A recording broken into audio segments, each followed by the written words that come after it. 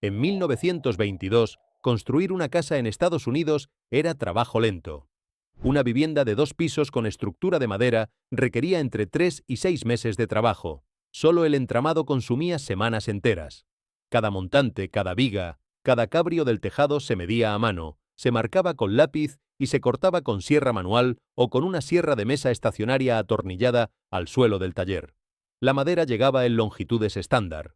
Cada pieza tenía que llevarse hasta la sierra, cortarse y volver al lugar de construcción. Si un montante necesitaba un ángulo, el carpintero lo colocaba en una caja de ingletes y arrastraba la sierra de costilla sobre él, golpe tras golpe, biseles, espigas, ensambles, ángulos compuestos.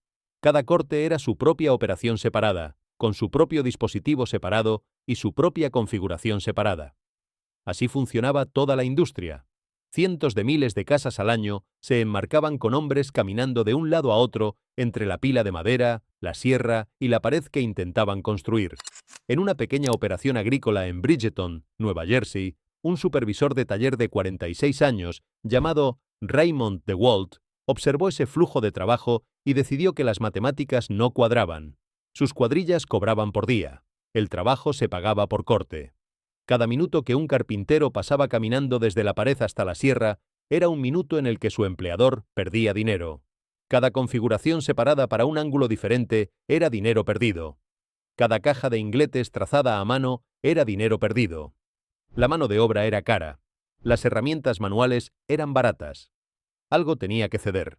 Esta es la historia fascinante de Raymond DeWalt, el ingeniero que redujo el tiempo de construcción a la mitad. Raymond Elmer DeWalt nació el 9 de octubre de 1885 en Oakville, condado de Cumberland, Pensilvania. Su padre, John, dirigía un taller de carros. Desde los 10 años, Raymond trabajó a su lado construyendo ruedas para carros tirados por caballos, aprendiendo el oficio por repetición. A los 15 años podía dar forma a una llanta, colocar radios y ensamblar el eje de un carro solo por el tacto. El condado de Cumberland, en la década de 1890, era territorio agrícola. El carro era el camión de su época. Cada granjero necesitaba uno. Cada carro necesitaba ruedas. Las ruedas necesitaban madera. La madera necesitaba corte. Raymond DeWalt aprendió a usar la sierra observando a su padre usar una. Aprendió el coste de cada corte observando a su padre cobrar por uno. A principios de sus 20 años dejó el taller de carros. Tomó un trabajo en la compañía Bristol, en Shippensburg, Pensilvania, un fabricante de productos de papel y pequeños artículos de madera. Luego se mudó a una empresa constructora en Seabrook, Nueva Jersey.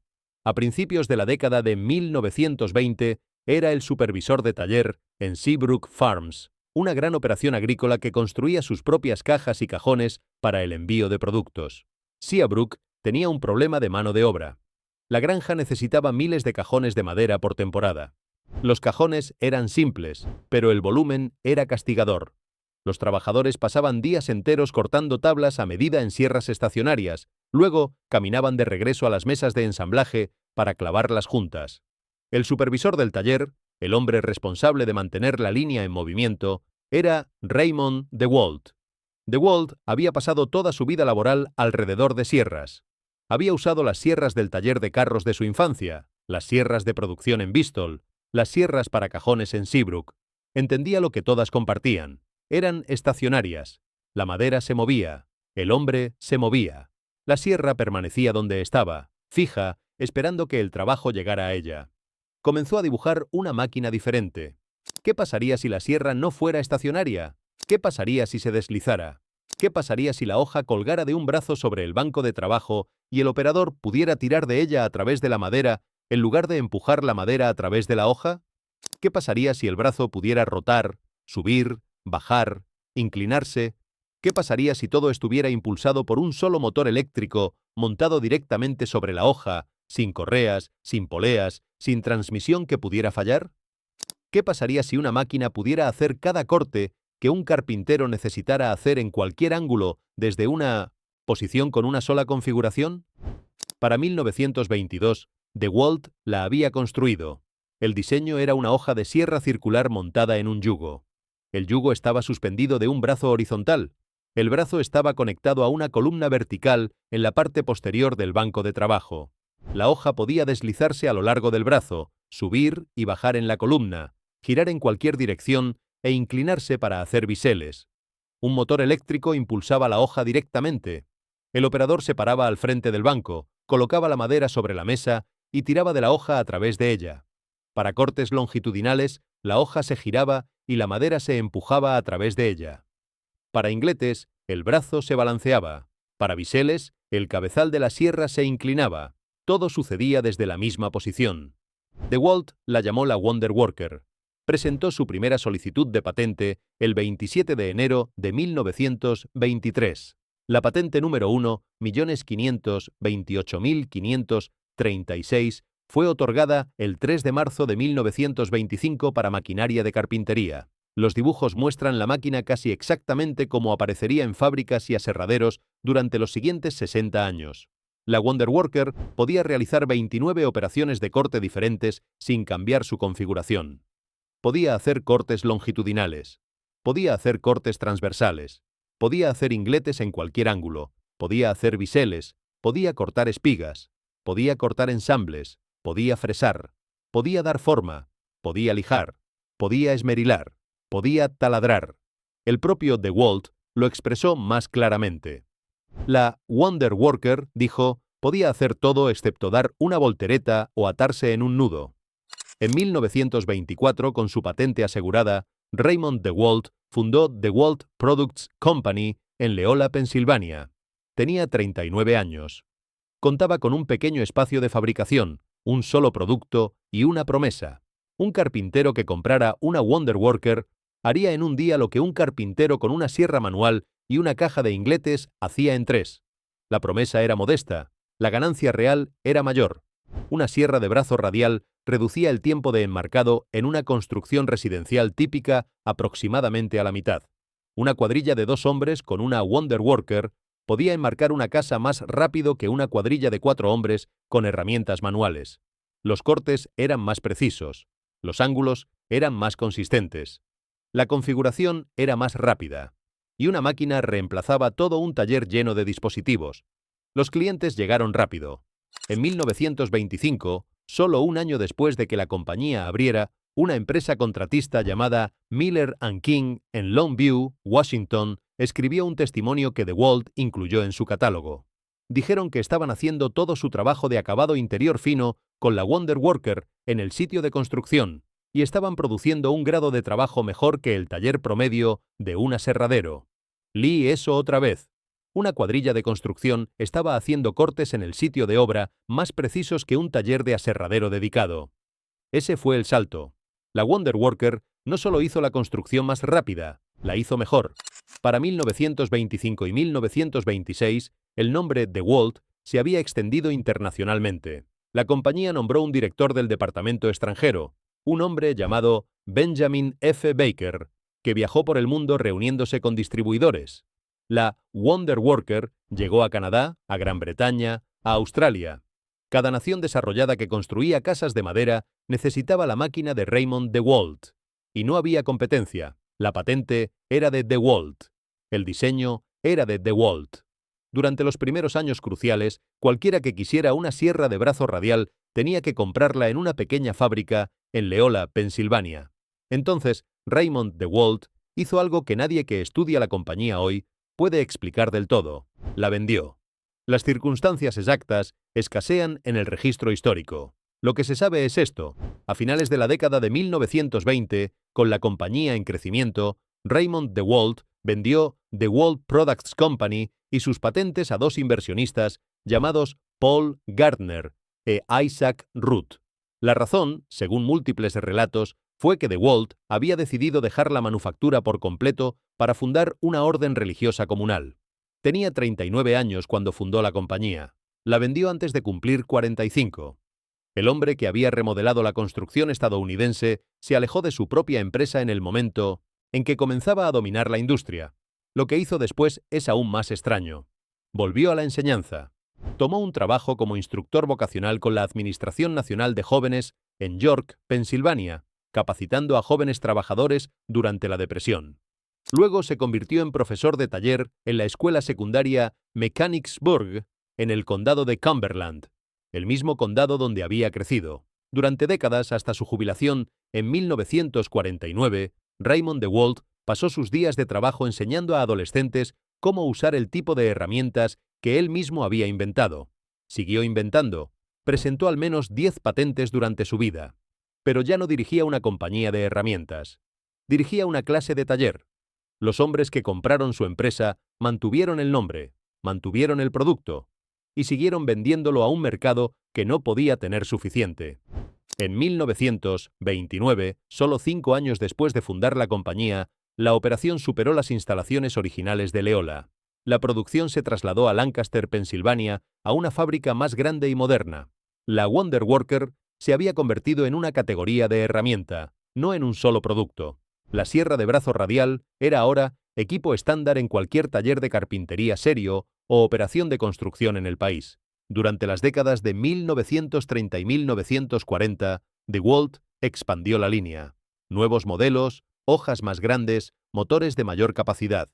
La compañía fue seleccionada por el Departamento de Trabajo de los Estados Unidos como una de 21 organizaciones para servir en el Comité Seccional sobre Código de Seguridad para Maquinaria de Carpintería. El gobierno federal ahora estaba usando la experiencia de DeWalt para escribir las reglas nacionales de seguridad para toda la industria que su fundador había creado. Cuando llegó la Segunda Guerra Mundial, la fábrica DeWalt en Lancaster cambió a producción de guerra. La sierra de brazo radial se necesitaba en todas partes. El ejército de los Estados Unidos estaba construyendo de todo: barracas, hangares de aviones, barcos, cajas para todo lo que necesitaba enviarse. La compañía se expandió rápidamente para cumplir con los pedidos del gobierno. Después de la guerra, la demanda solo creció. El auge de la vivienda estadounidense de finales de la década de 1940 y principios de la de 1950 consumió madera a una escala nunca vista antes. Cada Levittown, cada suburbio de posguerra, cada conjunto de viviendas unifamiliares en California, Florida o Long Island fue enmarcado por carpinteros usando sierras de brazo radial. La mayoría de esas sierras decía DeWalt en el costado.